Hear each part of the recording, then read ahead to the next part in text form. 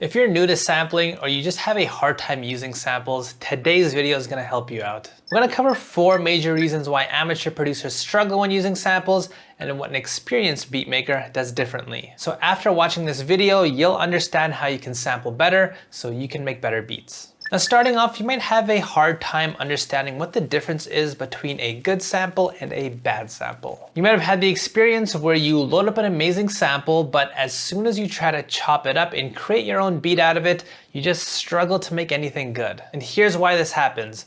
A good song does not always mean it's a good sample. This is really important to understand. Let me show you what I mean. But before I do, it would be really lovely if you could just quickly hit the like and subscribe button. I plan on doing more sampling videos soon, so if you like these videos out, help me boost up the algorithm by hitting those buttons.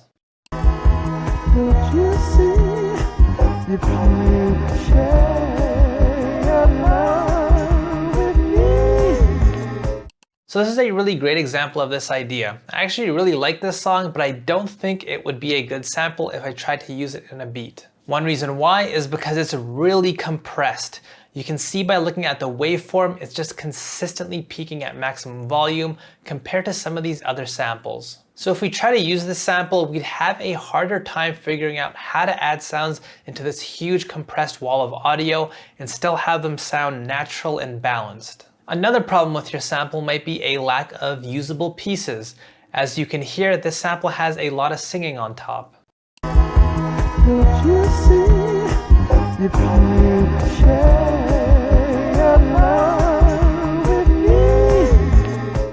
Now using vocal chops for your samples is definitely a great technique, but if your entire sample is just full of vocals and there's no section where it's just instrumentation, it's going to become harder to make a usable beat out of this. Another common obstacle when using samples is if the song has very prominent drums in it, like this one for example.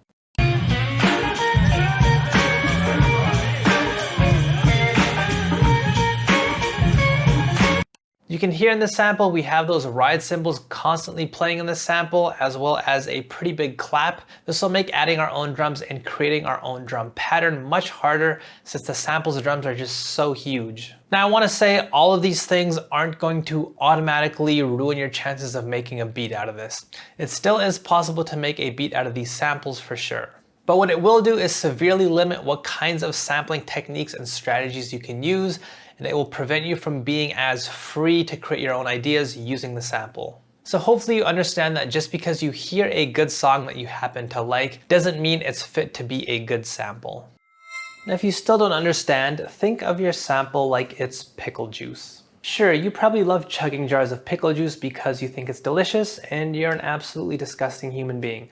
But think about what would happen if you started to bathe in pickle juice instead. The results would be disastrous. You would probably end up smelling like a pickle, you'd be all green, your parents would probably force you to leave the house because they just didn't love you anymore. Then what would probably happen is a giant would come along and mistake you for an oversized pickle. Then he'd probably end up using you as a pickle in his giant ham sandwich and eat you. Guys, I've seen this exact scenario happen in real life so many times, it's a story as old as time itself. So just because pickle juice is good for drinking doesn't mean it's good for bathing. And just because a song is good for listening to doesn't mean it's good for sampling. Therefore, make sure to choose better samples. Otherwise, a giant will mistake you for a pickle and put you in his mouth, if you're lucky.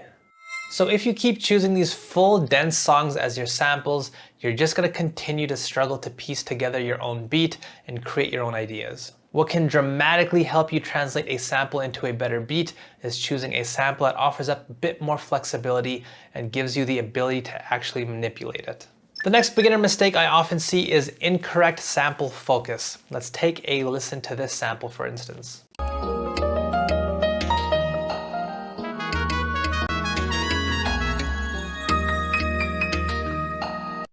Now for a lot of newer beat makers, they might hear something like that piano or any melodic pattern in their sample, and they only focus on that. They make their chops around that sound or melodic pattern, but no matter what ideas they try, it just feels like the beat doesn't really go anywhere.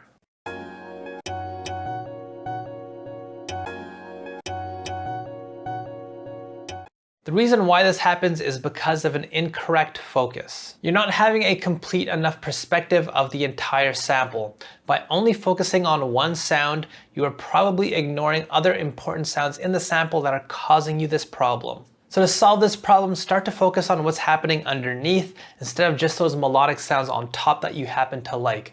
Often what's causing you your problems is that those sounds underneath just aren't going anywhere. You can even see this visually if I open up Wave Candy. This is an extremely helpful plugin that lets you see the notes of your samples. If you don't know about this, I did a full video on it that should be showing up in the corner.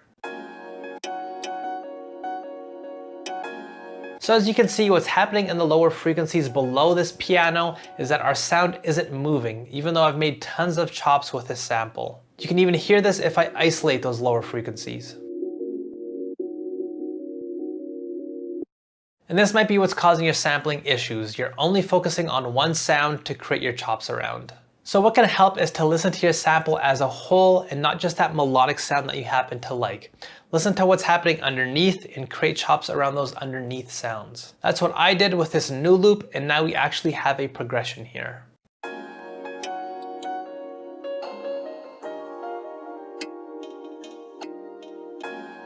And you can even see this in Wave Candy.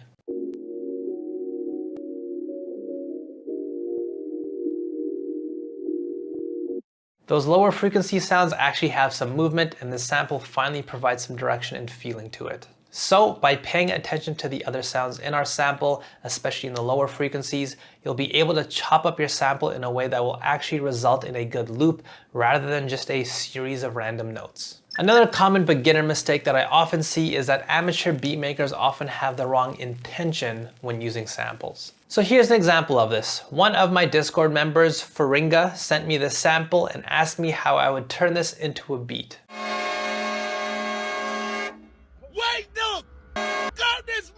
Now, as an experienced sampler, I am able to take this weird sample and still create something out of this.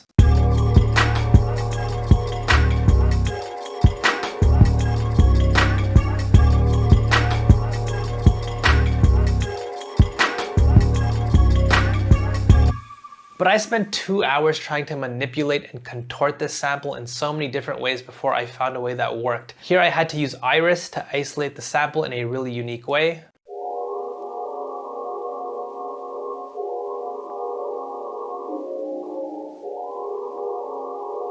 P.S. I did a full video on Iris and how powerful it can be if you like using samples. The link to that's also in the corner right now. You can also see I had to use a lot of effects just to get the sample to actually sound better. So the question arises, why are you choosing your samples? What is your intention? One of the things that can be really attractive to a newer producer is to use really obscure, strange, weird samples and try to turn them into a beat. Now, one reason why is because some producers want to challenge themselves and see if they're able to make a beat out of a weird sample, and this can be great practice. But there are also other producers that think that just because they use a weird sample, that somehow the beat is now more impressive. That because they suffered for hours and hours trying to figure out how to flip the sample, that people actually care. But here's the bad news, they don't. What matters most is whether you made a good beat or not. So if making a good beat is something that you care about, using suboptimal sounds and samples is probably not the best strategy. But I don't even need to tell you this, you probably already know. You don't use the stock sounds that come with your DAW anymore because they sound awful and require a lot of manipulation to get them to sound good. And yet when it comes to using samples, some producers think it's different for some reason. They like the idea of using awful sounding samples because they think it's going to impress people. So if you're just starting out, I really recommend using actual workable samples with good textures in them to make your beats. This will dramatically improve your chances of making a good beat, which is what matters most. And finally, the last piece of advice that I have for you if you want to improve at sampling is to use an actual sampling tool. Often I'll see newer producers using their samples in the playlist, and they use the playlist's extremely basic tools to chop and rearrange their samples. But by doing this, they're leaving so many creative and good ideas on the table by not using a sampler. For example, by using a sampler, you can easily make slight adjustments to your chop lengths to get very detailed. With your playlist though, this becomes much harder because now you have to shift different chops around just to make room when you adjust the lengths of your other chops. This just increases the amount of time and effort that you use to try to create a loop. Restretching individual chops is much easier when using a sampler as well. If you have a specific chop in your sample that you'd like to stretch so it fits your overall loop, this is just as easy as changing one number. In the playlist though, this is going to be much more time consuming because you have to create multiple unique samples just to stretch out multiple chops without affecting your other chops. And at this point, it might start to get confusing keeping track of which chop is which, how much you stretch this chop, and which chop to use for your other chops going forward. Now, one of my favorite features in many samplers is randomization. You can continuously cycle through a bunch of different chop placements and then just trigger different chops to test out different ideas. Many times I've stumbled upon some really cool ideas by just playing random chops back to back. But once again though, this is something that just would not happen as easily in your playlist. But with a sampler, it's as simple as pressing 2 buttons on my keyboard. So as you can see, using your playlist is just an extremely inefficient way to sample. It makes sampling so much harder and time consuming, and you might end up leaving some really good ideas on the table. So if you want to learn how to use a sampler to dramatically improve your sampling skills, I have a full video on how to use Slice X, which comes with FL Studio. A link to that should be showing up right now in case you want to check out any of the other videos that I mentioned in this video. A link to all of them are in the description box below. So those are the differences between an amateur producer and an experienced one when it comes to sampling. If you've enjoyed this video, hit like and subscribe, head over to betterbeatmaker.com to check out my full online beatmaking course. My free drum kit is in the description box below, as well as a link to the Discord to join my producer community. And I'll see you guys next time.